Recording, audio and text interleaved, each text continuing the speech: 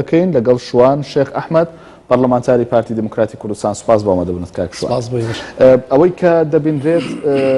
عیبادی چەند پێشنیازێکی خستۆتە ڕوو و قسەی هەبووە لەسەرەوەی سەرسوڕمانی خۆی نیشانداوە لەوەی کە هەرێمی کوردستان ناتوانێت موچەی فەرمانبەرەکانی دابین بکات. لە هەمان کاتا حکوومەتی هەرێمی کوردستانیش وەڵامی داوەتەوە. وەڵامەکان تۆزێک توندن. من حەز دەکەمەوە بۆ ڕوون بێتەوە سەرەتا. ئەمە سەرەتایەک دەبێت بۆ جۆرێک لە ئاشتبوونەوە و چاکبوونەوەی ناکۆچەکانی نێوان هەولێر و بەغدا یاخود پێچەوانەکەیەتی. زۆر سپاس بۆ جەنابەت و بینەرانی خۆشەویست.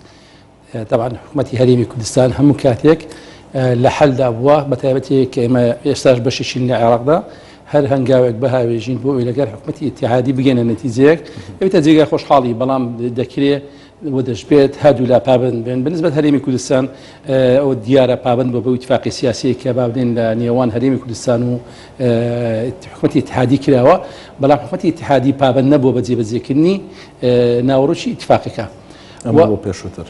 بەڵێ ئەوەی کە لە 2004 لەم دوایانەشکە وەفدی سەرۆکاتی حکوومەتی هەرێمی کوردستان سەردانی بەغدایان کردو لەگەر بەرز عەبادی دانیشتن بەڵام نەگەیشتە نەتیجەیەکی وا کە جێگای دڵخۆشکەوی لەگەڵ عێراقدا ڕاستە چەندی دانیشتنەکان هەبی لەگەڵێکتر زۆر تەبیعیە پەیوەندەکان پتەوبی لە نێوان هەم هەرێمی کوردستان هەم بەغدا بەڵام بەبێ ناوەڕۆک نەبیتن و ئەساسەکە بیتن کە بۆ جێبەجێکردنی ئەو ئیتفاقی سیاسی کە دەکرێت لە نێوان هەرێم و حکوومەتی ئیتیحادی. باشە وەکو پێشووتریش پرسیمانی ئەمەی کە ئێستا ڕوودەدا ئەو پێشنیازانەی عیبادی و وەڵامەکەی حکوومەتی هەرێمی کوردستان بۆنی چی لێ دەکەی؟ سەرەتایەکە بۆ ئەوەی ئەو ناکۆچانەی کە پێشووتر هەبوون ئەو ڕێکەوتنانەی کە بە ئەنجام نەگەیشتن چاک ببنەوە یان دیسان ئەمە سەرەتایە بۆ ناکۆکیەکی خراپتر لەوەی پێشووتر هەبووە؟ ڕێزم بۆ وتەکانی بەڕێز عەبادی بەڵام بەڕاستی قسەکانی زیاتر ئیستفزازی بووە ینی عاتیفی بووە زیاتر ئەوەیە گەرنا بۆتی حکوومەتی هەرێمی کوردستان لە ماوەی ڕابردوو کە ماوەیەکی زۆر نزیکی سەداتی پەڕێ سەردانیەکە هیچ نەتیجەیەک نەبووە وەوەی کە ئەعلانی کردێت کە باسی لەسەکرێت دەکرێت لە کۆبنەوەکان لەگەڵ حکوومەتی هەرێمی کوردستان لەگەڵ وەفدی حکوومەتی هەرێمی کوردستان باسییان بکرد بەوە اتفاقیانیش دیارە کە لە ماوەی ڕابردوودا کە تا ئێستاش پابند نەبووینە بۆیە قسەکان تەنها بۆ مزایدەیەکی سیاسیە بۆ وەزعی خۆیەتی ئەگەنا پەرۆشینیە بۆ هەرێمی کوردستان لەبەر ئەوەی خۆیان میزانی هەرێمی کوردستانی لە سەرەتای ساڵی 2004 حکوومەتی عێراقی ئیتیحادی کە لەسەر هەرێمی کوردستانی بڕیوە و قەیرانی کە تووشمان بووە نەتیجەی ئەوەیە کە حکوومەتی عێراقی هیچ کاتێک هەرێمی کوردستانی بە بەشێک لە خۆی نەزانیوە بەڵام بەتەنها بۆ کاتانە نەبێتن کە بە بەشی زانی کە بیوێتن دەسەڵاتی خۆی فەرز کاتەوە بەسەر هەرێمی کوردستان ئەو سیاستانەی کە لە ڕابردوودا هەر لە زمانی حکوومەتی مەلەکی و جمهوری و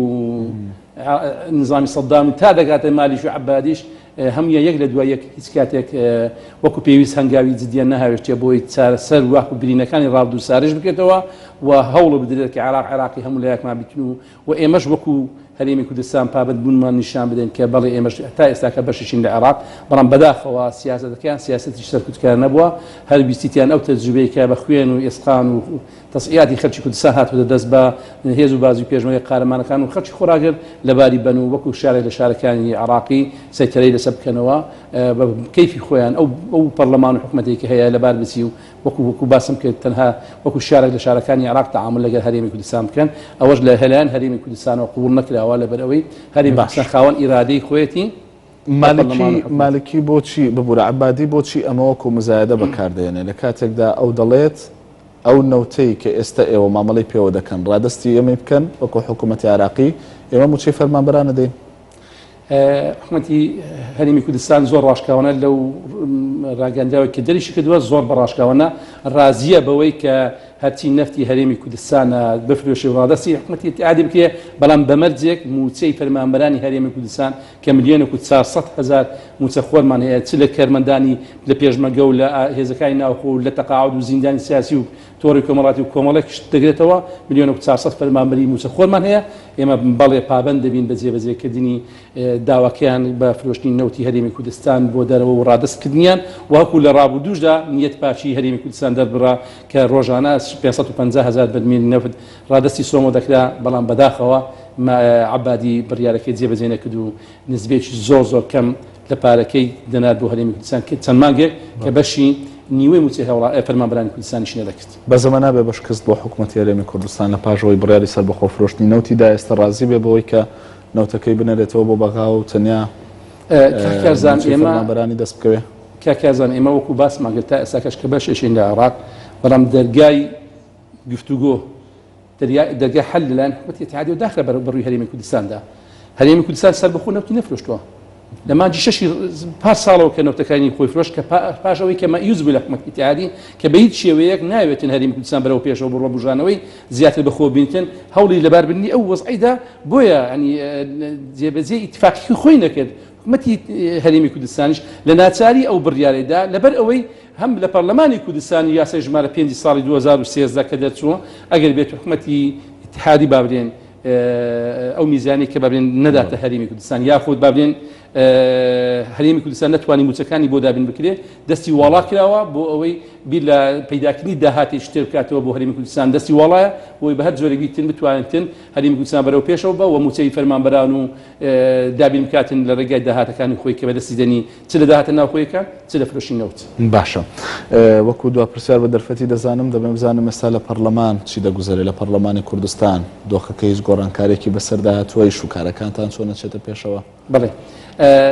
قسەیشتێکی مام لەسەر مەسەلەی عەبادی ئەمە وەزیری عێراق چاک دەزانین ئێستا مانگانە لە میزانی عێراق کە پێویست بەوەی دەکاتن کە 4 تریلیۆن و سول لە پارە موچەی بابرێن موچەی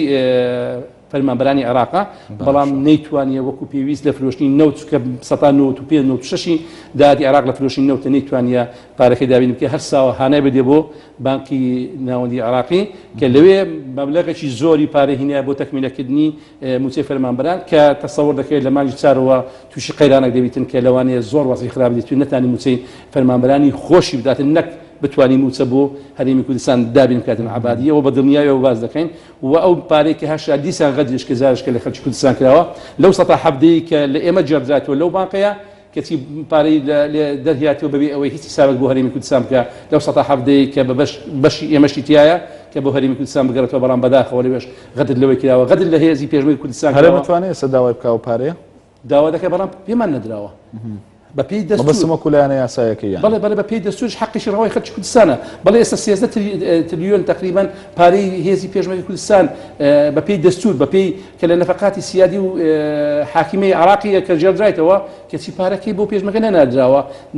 بەپێی اتفاقی 2012 مانگانە دەبووە 100 میلیارد دینار بۆ هێزی پێشمەرگەی کوردستان بنێری کەچی ئەوەشی جێبەجێ نەکردووە بۆیە عێراق ناتوانێت چارەسەری وەزعی خۆی بکاتن کەچی بێتن ئەوڕۆکە بێ بپتا فریاد لەسەر بۆ هەموو خەڵکی عێراق و کوردستان و خۆی بە صاحب هەموو عێراق بزانین ئەمە بەڕاستی جێگای دەستخۆشی لێ دەکەین ئەگەر بێت و ئەو وعدە لێ ئێستاوە جێبەجێ بکاتن و حکومەتی هەرێمی کوردستان پابەندە بەوەی هەچی نەوتێدا تەسلیم بکاتن مقابل بەوەی موچەی فەرمانبەرانی کوردستانی پێدابین کرێ بەڵام بەداخەوە لە ماوەی چەند مانگی داهاتوو دەشبینن کە ناتوانین موچەی فەرمانبەرانی عێراقیش خۆش بەبێ هەرێمی کوردستان دابین بکاتن لەبەر ئەوەی کە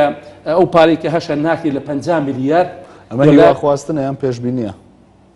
کامیان هیوا خوازن کە ئاوهای لێبێت یعنی وەزعی عێراقیان پێشبینیە بەوەی کە ناتوانێت موچەی من لە ئێستاوە دەڕێن بەڵێ عێراق وەزعی زۆر خراپ دەبیتن ناتوانێتن موچەی فەرمانبەرانی خۆشی دابین بکاتن و ئەو پارەی کە لە بانکی مرکزیشیە ناتوانێت لە 50 میلیاری کەمتر ببینێتەوە ئەگەر کەمتر بێتەوە ینی دەتوانێت چەند میلیارەشکە ڕابچێشین بۆیە تەسەوور دەکەیت لە مانگی 4ەوە عێراق تووشی وەزع دەبیتن کە لەوانەیە لە وەزعی هەرێمی کوردستان زۆر خراپی بەسەردادێتن کە ناتوانێت موچەی فەرمانبەرانی خۆی دابین بکاتن جگە لەوەشدا کۆمەڵێک خیارێکی تری هەیە کە ئەتوانێت قەرز بکات بەڵێ کۆمەڵێک قەرزی تریشکیە ئێمە هەرێمی کوردستانش حسەمان حەقمان هەیە لەوەوەی لەبەر کە باسی لە عێراق و یەکپارچی عێراق دەکرێت حەقی هەرێمی کوردستانە بێ لە 170 کە ئەو قەرزەی وەدەگرتن بداتە هەرێمی کوردستان بەڵام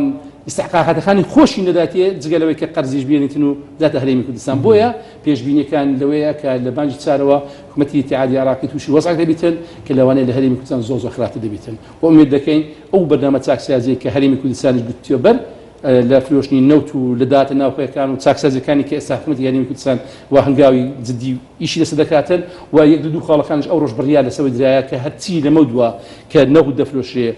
لیژنەیەکی باڵا پێکاتی هەم دەستەی دەستپاچی چاودێری دارایی وەزارەتی سامانە سروشتەکان وەزارەتی دارایی ئەنجومەنی وەزیرانی تێدا لۆی بەڕاشکاوانە داهاتەکانی ئەعلام بکرێ بۆ خەڵکی کوردستان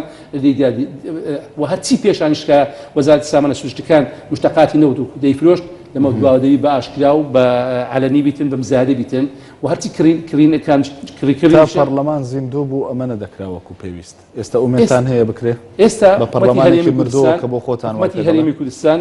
دەکرێت هەموو لایەکمان پشتگیری لەوەی بکەین و هەرچی حزبی سیاسیشە دوور لە مزایدات سیاسی باوەزار مزایدات سیاسی بینێن ئەوڕۆ هەرێمی کوردستان پێویست پێ لەو قەرانەی ئێمە دەربازی بەبێ پەرلەمان ئەم بڕێرانەی حکومەت دەگەنەجێ بە تایبەت مەسەلەی شەفافێتی داهات و ئاگاداربوون لە فرۆشتن و لە مامەڵەکردن بەنەوتەوە وەکو باسم کرد پەرلەمان یاسای بۆ دەکردووە یاسای بۆ حکومەتی ئەنجومەنی وەزیران دەرکردووە کە بۆ بەدەستهێنانی داهات بۆ بژێوی ژیانی هاوڵاتیان و فەرمانبەران دەستکراوە بە هەر شێوەیەک دیتر بتوانین دابین بکاتن لە فرۆشتنی نەوت لە داهاتە ناوخۆیەکان و ئەو لێژنەیە کە ئێستاش کە پێکاتیە لە دەستەی دەستپاچی چاودێری دارایی نوێنەرانی وەزارەتی دارایی و سامانە سروشتەکان و ئەنجومەنی وەزیرانی شتێدا ئەوانە هەموو بەیەکەوە لیژنەیەکن دەیمانگان بەڵێ دەیمانگە کۆ دەبنەوە ئەو فرۆشتنەی کە دەکرێت لێو دەکرێت کاکە لێژنەی دەستپاچی دەستەی دەستپاچی نوێنەی تێدا دەبێتن چاودێری دارایی نوێنەی تێدا دەبێتن و دەکرێت زۆر تەبیعیشە لە دانیشتەکان لە زۆر شتەکانش وەزارەتی سامانە سروشتەکان لێژنەمان هەم لێژنەی دارایی هەم لێژنەی سامانە سروشتەکان دەکرێت چاودێری وردی ئیشوکارەکانیان بکەن لە نزیکەوە بەڵێ دەتانن داوای داتان لێ بکەن وتبینی تێدا بکەن بەم دۆخی ئێستاواتوانن بەڵێ لێژنەکان دەستیان کراوەیە تا ئێستاکە لێژنەکانی ئیشوکارەکانی خۆیان دەکەن بەبێ ئەوەی بەربەستێک دروستکرابیتر و ئومێد دەکەین و دەبی هەمووشمان واز لە هەندێک شت بینین بینەوە دانیشین بەیەکەوە بڕیار لەسەر چارەنووس و ئایندەی خەڵکی کوردستان بدرێ و واز لە هەندێک شتی ڕابردوو بێنین و برینەکان چیتر خۆڵ نەکەینەوە ئەوڕۆ خەڵکی کوردستان پێویستی بەوەیە چۆن موچی بۆ دابین دەکەین چۆن شەڕی داعشی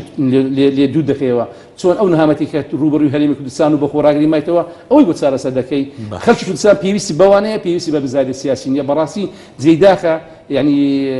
حزبەکان هەندێکیان بە خۆشمان باگرەی لە خۆشمان بکەین و ئەندامانی پەرلەمان دواز لە مزایداتی سیاسی بین ئەوڕۆ بە هەموو جهدێک سەر بکەین بۆی خەڵکی کوردستان چۆن دەتوانین لەو قەرانەی تێپەڕێنێت و بەرەو ئایندەیەکی باش بڕوە و فکر لە چارەنووس و ئایندەی خەڵکی کوردستان بکرێتەوە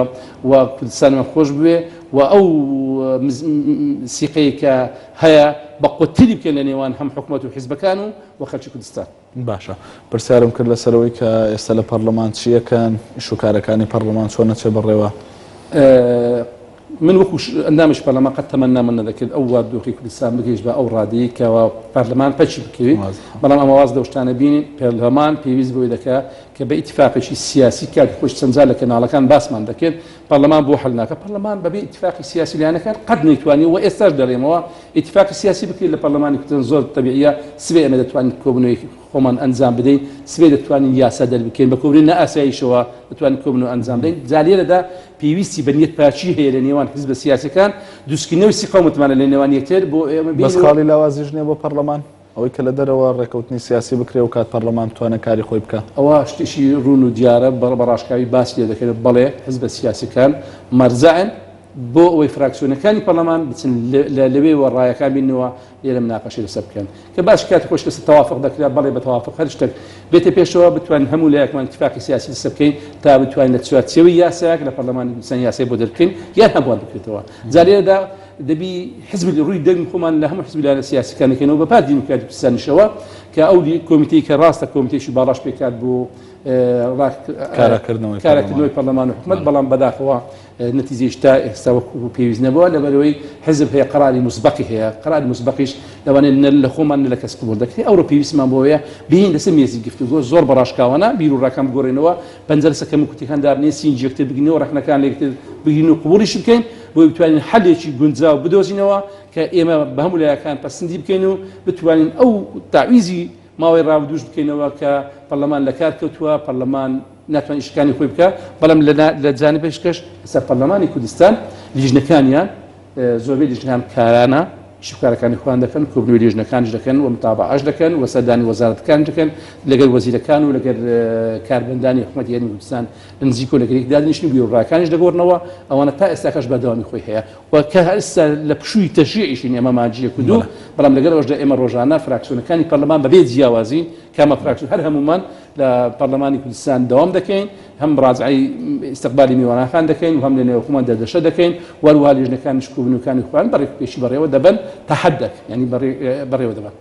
زۆر سوپاس بۆ شوان شێخ ئەحمەد پەرلەمانتاری پارتی دیموکراتی کوردستان سوپاس بۆ ئەوەی لەم بەشەی پانۆرامادا لەگەڵمان. زۆر سوپاس.